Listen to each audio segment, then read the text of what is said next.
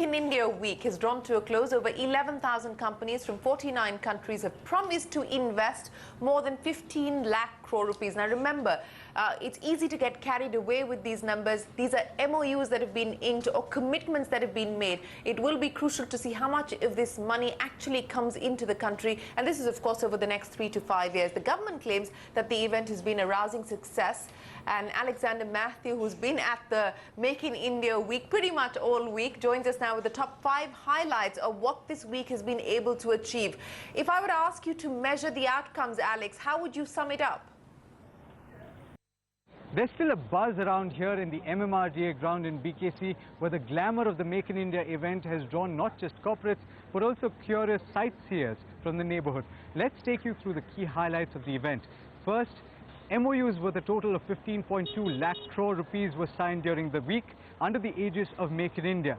Of this, Maharashtra managed to get a lion's share, grabbing over half of the investment commitments. All the 17 states which have participated in this, all have gained out of this. All have benefited. And all sectors who have participated in this have benefited, from textile to food processing to defense, all have benefited. Second, there were several large deals between state governments and corporates, and several large Indian corporates featured in the list, including Vedanta, M&M and JSW, but there were also foreign entities like Mercedes-Benz and Oracle that made the list. So this is the project we are bringing in. It's about $10 billion investment, and which will make the glass. You know, the major component in electronics, you see the TV is the glass, and the cell phone, and the computer, all is the glass, and this is the component. We are signing the MOU to establish this unit in Maharashtra. Well, we are working on to grow our steel business, increase this capacity in steel, building ports, increasing our capacity in power sector. So all these sectors we are growing. Investment that you've planned? I won't be able to give you any numbers right now, but we are looking at various sectors, all as I mentioned. Third, there were several policies that were introduced by state governments and by the centre to spur investments. And of these, the key policies were the introduction of the 2,200 crore rupee Electronics Development Fund and the launch of the National Capital Goods Policy.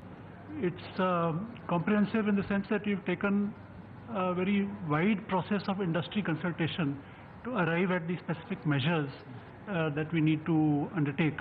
And these have been spelled out in the policy that, you know, we have the challenges, we have technology issues, we have competitiveness issues, standards, size of industry, and each of them, how we propose to address them. So while there were positives during the event, there were also incidents that raised eyebrows, and obviously the most disastrous event was the fire that broke out at Girgaon during the Bollywood performance early in the week. But the Maharashtra government and the CM gained plaudits for the way that they handled the event. The last and possibly the biggest dampener for foreign potential investors is that the taxman decided to send notices to Cairn and Vodafone midweek, and that raised the spectre of retrospective tax and also raised the question as to whether India will get the foreign investment that it has so been craving. The Prime Minister and Finance Minister have gone on record to say that India does not believe in retrospective tax, and India will live up to that. Signing off from the MMRDA grounds, this is Alexander Mathew. So those are the